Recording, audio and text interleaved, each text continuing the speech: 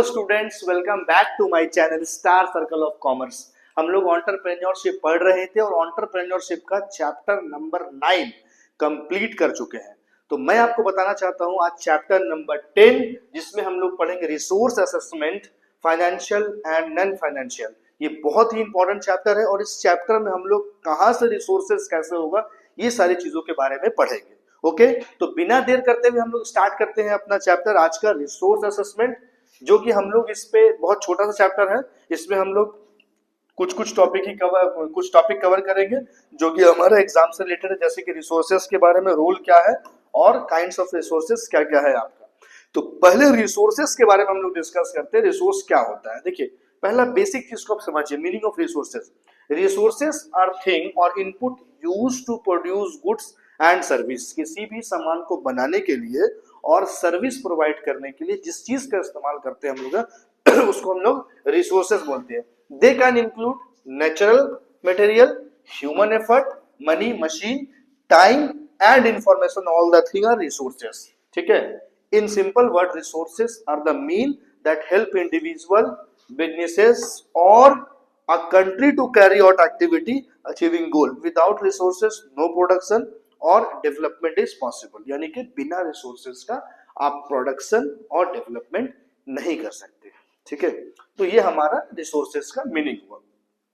अब हम बात करते हैं rule of entrepreneur in mobilising resources, यानी कि एंटरप्रेन्योर के लिए रिसोर्सेज का क्या रोल है, क्या इंपॉर्टेंट है, इसको आपको ध्यान में रखना पड़ेगा। एंड एंटरप्रेन्योर प्ले अ की role in bringing together all the necessary resources required for starting and running a business.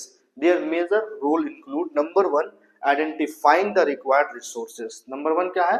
Identifying the required resources. Number 2 arranging financial resources, procuring physical resources, hiring human resources, coordinating all resources efficiently, ensuring best use of resources, managing uncertainty and risks. Number 1 identifying the required resources. पहला बात यहाँ पे दिया हुआ है, the entrepreneur first identifies what the resources are needed.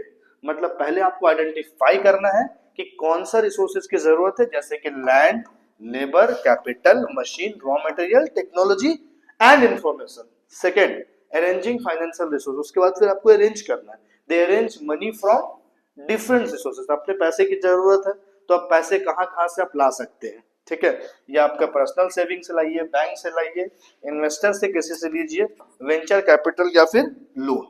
Third number पे procuring physical resources. Third number पे बात है फिजिकल रिसोर्सेज, जैसे कि मशीन की जरूरत है, equipment, raw material, office space चाहिए, tools, other physical input needed, ये सारी चीजें। फोर्थ नंबर पे हायरिंग ह्यूमन रिसोर्सेज। अब इन सारे चीजों के लिए लोगों की भी जरूरत पड़ेगी।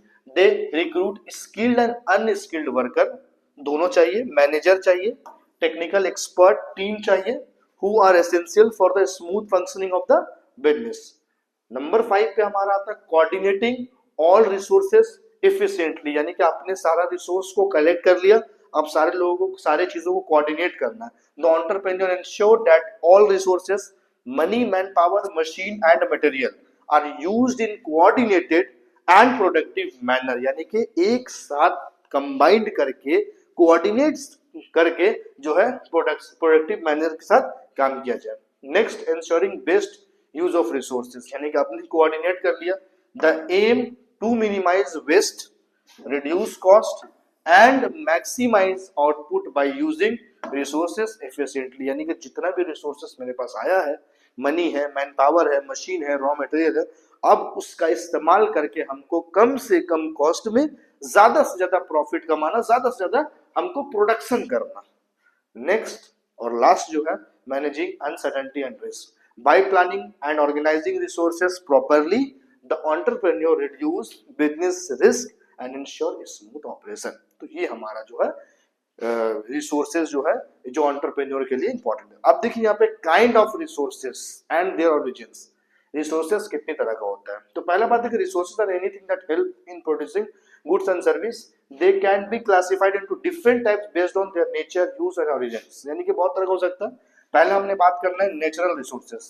ठीक है, नेचर है, एक्सप्लेनेशन क्या, these are resources that come directly from nature without human intervention, बिना इंसानों के इंटरफेयर किए हुए जो नेचुरल आता है उसको हम लोग बोलते हैं नेचुरल रिसोर्सेस। इसके अंदर में बात आता है water, air, sunlight, soil, forest, mineral, animal, river और माउंटेन वगैरह आता है। तो ये हमारा जो रिसोर्सेस है वो कौन सा रिसोर्सेस है बच्चों?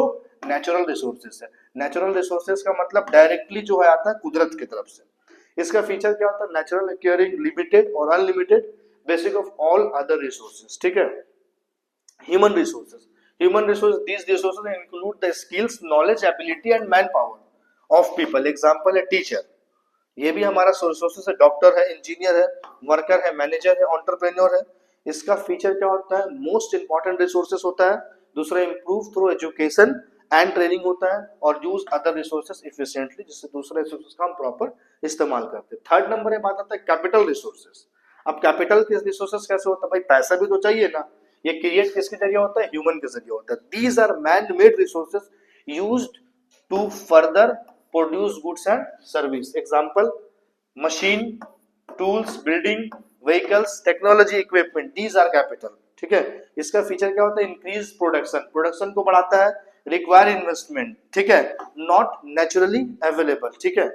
नंबर फोर्थ में आता है बात फाइनेंशियल रिसोर्सेस। काम को स्टार्ट करने के लिए, ऑर्गेनाइजेशन को आगे बढ़ाने के लिए, सारे लोगों को जोड़ के एक प्लेटफॉर्म पे लाने के लिए फाइनेंस की जरूरत होती है, ठीक है। Human create on monetary terms, monetary system, this include money and credit used for production and development. Example ले सकते हैं आप इसमें cash, bank, loan, credit card, investment, saving, ये सारा एग्जांपल है। इसका फीचर क्या है? Need to purchase other resources, जैसे रॉ मटेरियल, कच्चा माल, कोई सामान, मशीन, बिल्डिंग्स खरीदने के लिए जिसका इस्तेमाल करते हैं। पहला फीचर वो है। Basis of business growth.